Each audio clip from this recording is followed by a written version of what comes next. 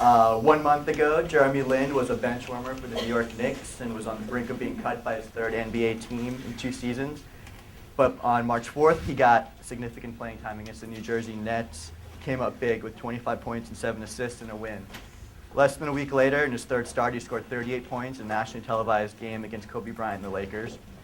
As Lin kept putting up big numbers, making clutch shots, and leading the Knicks to win after win, the media and fan frenzy became a phenomenon unlike any that we've ever seen. So Lin, an undrafted player who graduated from Harvard, is the first NBA player of Chinese or Taiwanese American descent and fourth Asian American player overall. His rise, which has had elements of surprise, suspense, excitement, and controversy, has become a story that has transcended sports and dominated pop culture and even general news coverage over the past month. So Bob, some of the things that Jeff mentioned there, so Asian American, Harvard, undrafted, playing in New York City. Of those factors, how would you rank those factors as far as what made Linsanity Linsanity? That's a good question. I think, again, not being 100% sure I'm right, but I would think that the number one factor, I'm going to say playing in New York City. He's playing in the media capital on a team where he had the opportunity to surprise with the success and the exposure. And also I think there was, to a large degree, and the others I'm sure have feelings about this, the timing was really right. His insertion into the lineup against the Nets, the Giants had just won the Super Bowl. There was a very good New York City sports vibe going on. He wanted to keep the party going. He comes in, he does well. Underdog story, so I say that the Harvard element is an aspect of that. For a long time, I felt that in most of what started as the city, then became the country and the world, the Asian piece was not the dominant piece, unless you were Asian American. In which case, it was number one with a bullet and remains the top story. But I think by and large, that was not the compelling aspect. And I just remember that week, I mean, you know, we talk about this like it's ingrained in deep history. We're talking about a month's worth of activity. In the first couple of days, you know, I was at the gym and I heard people talking, not Asian American, and they were just really psyched that the Knicks had a point guard. I mean, that was basically the beginning and ending of it. And the way he played, obviously, was exciting to them. But, you know, never, and I was listening, you know, never once did they, you know, anyone say, and, you know, and he's an Asian American guy or anything like that. It wasn't part of the story. But I think we've got two stories going on, and I think that's maintained itself. We've got what Jeremy Lin is to Asian Americans and what he is to everyone else. And those stories are starting to merge a little. Well, you know, what's interesting, and I come to this as being the only person who's not a sports writer on this panel, you know, and I have the, I think, good fortune here to be talking about culture, to write about culture, because that's where I think the lasting impact of Jeremy Lin's going to be, regardless of where his ultimate career is. You know, there are arguments on my Facebook page right now about whether he's an elite player. I think that's a crazy argument, right? But I'll get into it because it's fun. But in a larger sense, I mean, I think that what Jeremy Lin represents is, at the very least, a watershed in A, how Asian Americans think about themselves, B, to a certain extent, how the world and the nation think about Asian Americans, and C, I actually think that there's an impact within the NBA itself on how it looks at its assessment of players, period. I mean, setting aside the race thing alone or even the Harvard thing alone, I think there's a very strong sense that, especially, you know, in a year in which, you know, the movie Moneyball was actually nominated for a Best Picture. It's never going to win, but, you know, and it didn't. So, but this notion of this reflection on how we think about sports, you know, what works, what doesn't, you know, whether or not it's just about having a good body or you know, hitting certain metrics, you know, that makes a player. You know, we talk about intangibles, right? There was actually a really great piece in the Times talking about, you know, his work ethic and, you know, I mean, just the way that he actually went back and addressed a lot of his deficits. There are things that don't show up on a stat sheet in a lot of cases that I think really are causing people to think about the game in a different way. I kind of feel you. I mean, you know, as African American, and a couple of disclaimers. I mean, I see many things in American history through a Afro-American prism, and as an American story. All these things are American stories. So we've been here before. 1910, we were here with Jack Johnson. You know, blacks couldn't box, they say. You know, this whole ethnic thing, we're always told, what's your ethnicity? This kind of Wizard of Oz tells every ethnicity what you cannot do. All right? So African American, can't box. So Jack Johnson was a big deal. 1910, you've heard the expression, the Great White Hope. Well, Jack Johnson won the heavyweight championship of the world. First one. Big deal. People, black folks, dancing in the street. And after he won, there were riots in the street. A lot of black folks got killed because they had kind of stepped out of their place. There were these riots where a lot of white people were killing black people for celebrating. Said, no, that's not your place. Fast forward, Joe Louis, you know, first black American hero. You know, we were fighting the Nazis, and this guy wanted to prove that the myth of, you know, and then Jackie Robinson. You know, Jackie Robinson integrates. So and Arthur Ashe wins, you know, Althea Gibbs. So I get it. You know, we get that piece of it. You know, this was a great story at so many different levels, because and just as a disclaimer, my daughter's boyfriend played with Jeremy at Harvard his first grade. So I kind of knew that this guy was coming. You know, and he was a good guy, great guy. And that kind of stuff. But I think we're all kind of, and me, I guess when I look at this stuff, you know, I've been at the Times for 30 years this last month, and I've been doing this for pay since 1974. So I'm not necessarily a Pharisee when it comes to this. So I'm like going through my Rolex and damn, now wait, this is really off the chart. I mean, even for me, this is way, way off the chart. So let me go back and find out what's the precedent. I mean, what is at the root of this stuff? And my thing is that racism is down there somewhere, you know, just what's the story? And I think we've all hit it. A was the fact that this is New York, and everything here is trouble. Whatever you do, if you do it well, it's 5 times as much. If you do it terrible, it's, so that was one thing. And I think you bring up a great point. The first thing was not necessarily that he was Asian American. Because remember, and I'll kind of, remember, he's and Taiwanese.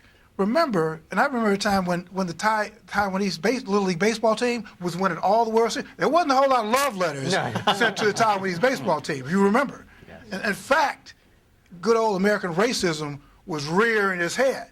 Well, they must be too old. Mm-hmm. That's all they do is play baseball. I mean, it was not parades for the Taiwanese baseball team.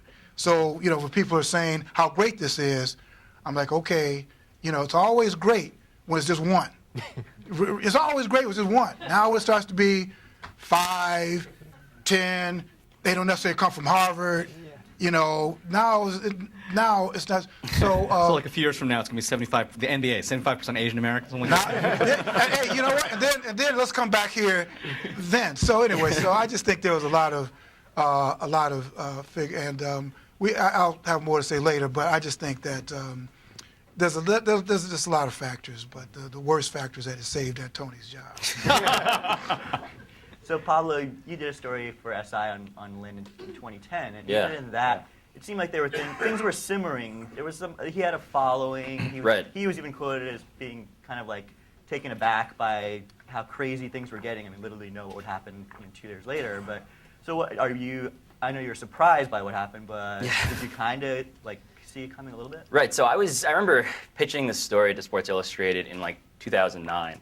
I mean, I graduated from Harvard. The only expertise that was unique that I brought to the table was my knowledge of Harvard sports. That is not a very useful chip.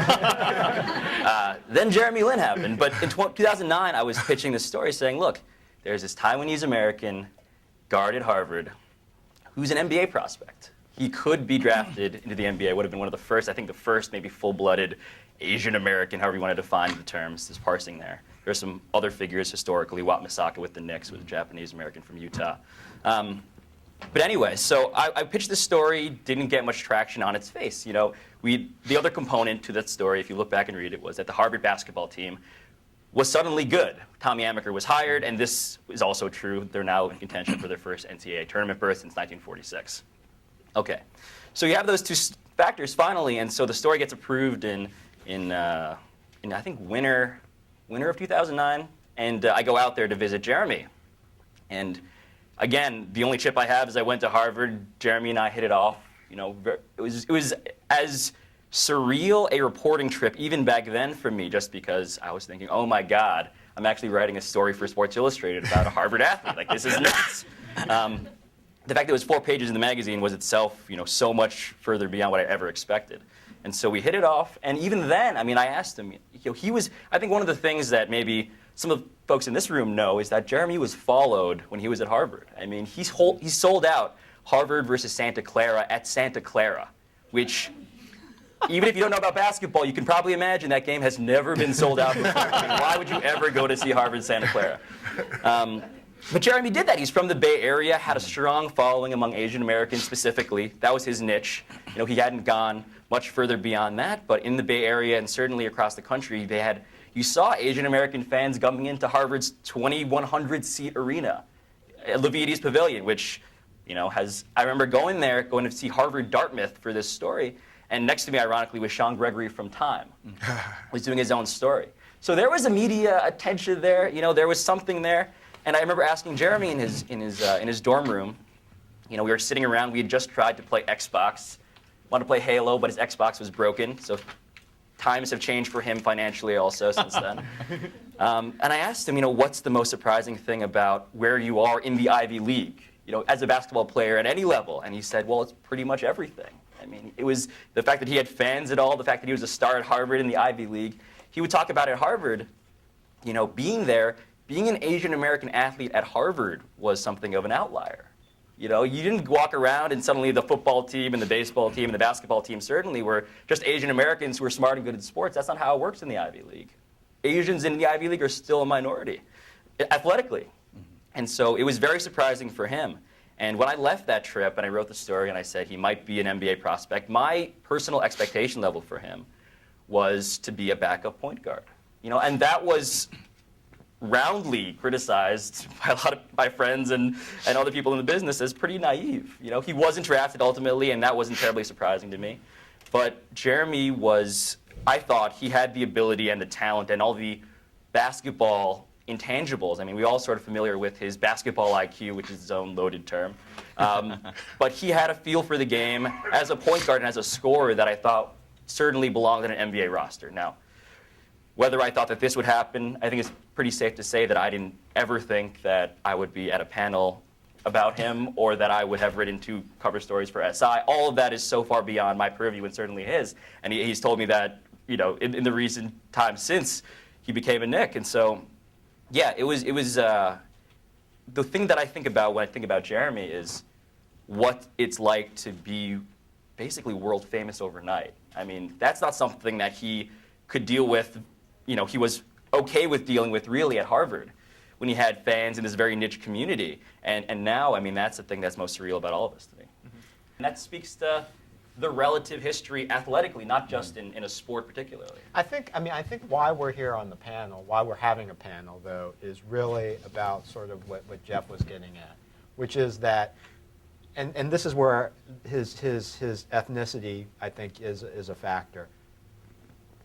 It is the drawing in of people who are not identifying themselves as sports fans. Mm-hmm. It is the sudden, you know, putting him on the front page, having the cottage industry of following this guy, which is really not about sports. I mean, I think that is the phenomenon that, you know, you really need to look at and say, and even on the negative side, I think some of the headlines where people have taken offense to. It's funny, you know, over the span of only a few short weeks, you see a new headline, you're like, and as an Asian American, you're like, okay, let me think about this. Right. How do I feel about this? Right, exactly. It feels kind of maybe not good, but like all of a sudden we're having that conversation though, which in the past probably would never have happened, right? No, so I think that's really, that's what the Linsanity, there's the first pun, is about. That's why it's a huge story. It's that everyone else is interested. I think the sports are just sort of, that's an aspect of the story that could make or break the rest of it.